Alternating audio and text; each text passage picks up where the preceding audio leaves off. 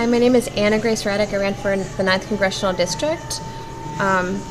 This is another video of reasons why I deserve to live and not get killed for Metlife life insurance. Just briefly, I'm just going to recap my last video very quickly. Everyone deserves to live, but these are the reasons why I deserve to live. In Saudi Arabia, a lot of people don't know this. They have tribunals for women who are accused of impropriety, who are about to be murdered. I don't have that. I was just chosen. I wasn't chosen randomly. I think I was selected, but I think that a lot of people are chosen randomly to die for life insurance. So I'd like to defend myself here. I am very good health. I take care of myself. I'm at the gym right now. I work out regularly since I was a kid. I was very athletic. I got A+s in gym all throughout my childhood. I was in track across country. I play softball regularly, and I'm just very fit. I also take walks 4 miles 2 times a week for 25 years.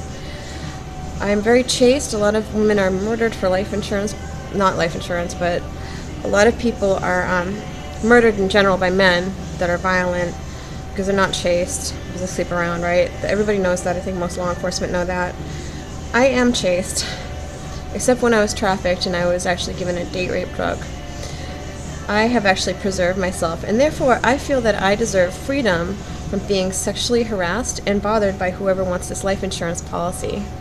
I deserve the freedom to be left alone because I preserved myself, and I don't think it's fair that this happened to me.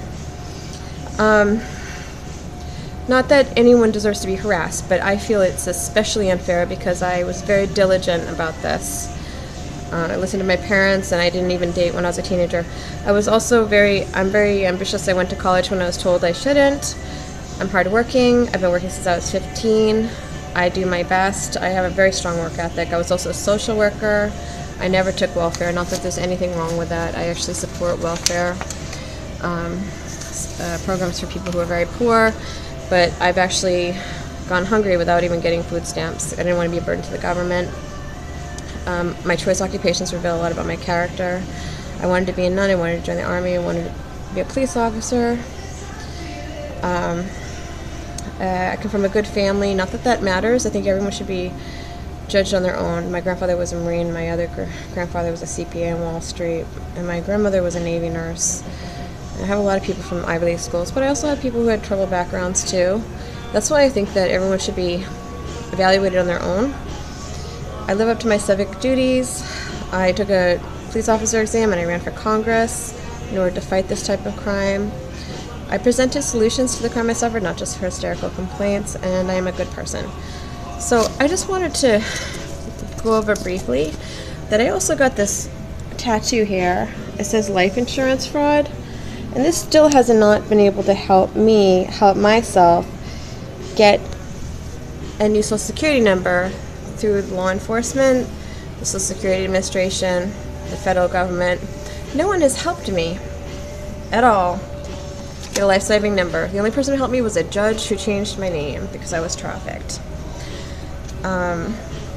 So I just wanted to say that, and I also wanted to say to human traffickers who are conducting these types of affairs with people, I wanted to ask you why you chose to traffic me. I was very chaste, and I never slept around with boys. In fact, when I was in college, I was told that some of your people had approached me to become a call girl, believe it or not, because I look like hell right now. And I said no, and I was actually starving in school and working like so hard. And I'd like to know, what is your problem? I think that I don't believe in prostitution. I think it's wrong. I think it's a sin, not the women, but the men who exploit women. It's never going away. So I think that what needs to happen is when you select women, you need to find women that are naturally promiscuous, and they need to agree to that occupation. Doing what you did to me is deception, conning, coercing, in the realm of Elizabeth Smart, J.C. Duggard, and those girls that were actually locked up in Chicago, who could have actually walked out, but they couldn't because they were so traumatized. So what you guys did to me was very similar. That was like a kidnapping, what you did.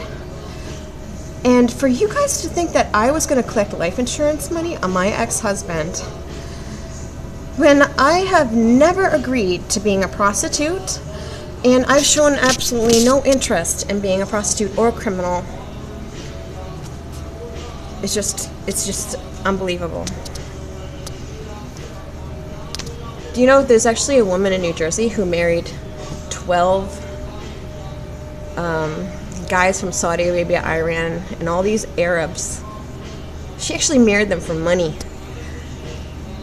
I couldn't believe that this woman was getting away with this crime. And somebody is like basically bothering me. I have not done anything wrong. In fact, I thought my marriage was valid. I was a little confused as to how it happened. I remember tripping over my feet, which these people told me they drugged me. It wasn't my ex-husband's fault. He is actually a victim of this crime, and I'd like to defend him in this video. My ex-husband was a very nice man, and you're probably not going to believe it, but he actually was, and I'd like to speak in his defense that I think he should also get a social security number. And I also wanted to say that on top of all the good things about my character, where I think I'm a worthy citizen and a good citizen to live and not get killed for life insurance through Metlife, I want to say that I'm also very brave and courageous, and I was a good wife. I am a good wife, and for me to get thrown out like I'm some kind of refuse, and for no one to give me a social security number like this, I deserve to live. I was a good wife. I come from wives, actually. I come from women that were well taken care of, actually, as housewives. I just want you men to know that when you marry a housewife, there's actually a benefit to it. That woman, if she's a good woman, will probably defend your life and try to help you at all costs. You guys who look down on women and think they're just trash, there's different types of women out there.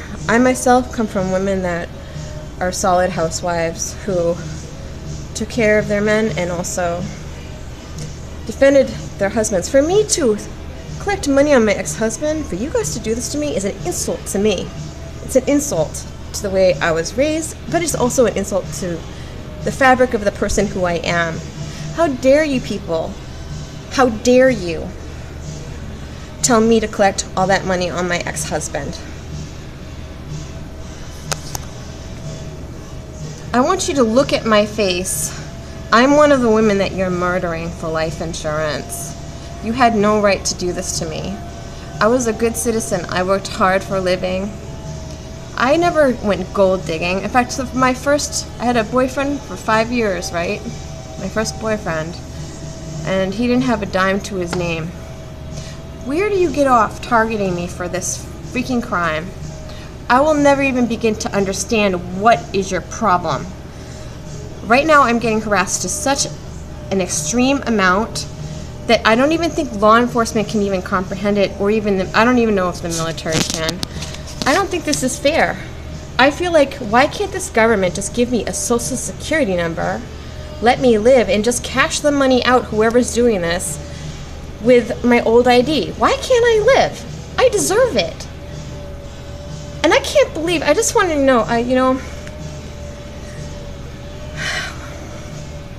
one of these guys told me that the reason why this government doesn't want to help me is because it's a patriarchy and no one wants to help me. So there's nothing to be gained. I'm a 40-year-old woman. Who is going to help me? I'm all washed up. I'm a person. I might be a very independent woman. You have nothing to gain from it, but I feel that I deserve to live. And I just wanted to say that I also went to the Catholic Church. I went to the Archdiocese in Boston.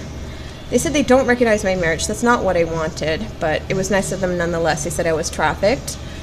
And that was actually, there was a bishop there, 2 bishops, Bishop O'Malley and now Bishop O'Connell. And I also wanted to say that I wrote to the Pope, and I also went to the DC United Conference on Catholic Bishops, and I spoke with people there. I went to the Basilica. I went to the Doors of Mercy twice. And in the Cathedral in Boston, as well as the Basilica. I have been like all over the place. I was just at the La Salette Shrine, and no one is showing me any mercy. I don't deserve to die like this. And, you know, I have a tattoo. I was told these guys are going to cut my arm off, or that they're going to, like, blow my car up, or they're going to, like, kill me and put me in the woods so it rots off. All of these things, or just ignore it and pretend it's just a temporary tattoo, or cover it up with makeup, with stage makeup. You know something? I got a tattoo. I'm not even the type of woman to get a tattoo. Someone is humiliating me, stalking me, and harassing me. Can I just get a social security number, please? Can somebody just give me a social security number, a new one? Just give me a new ID.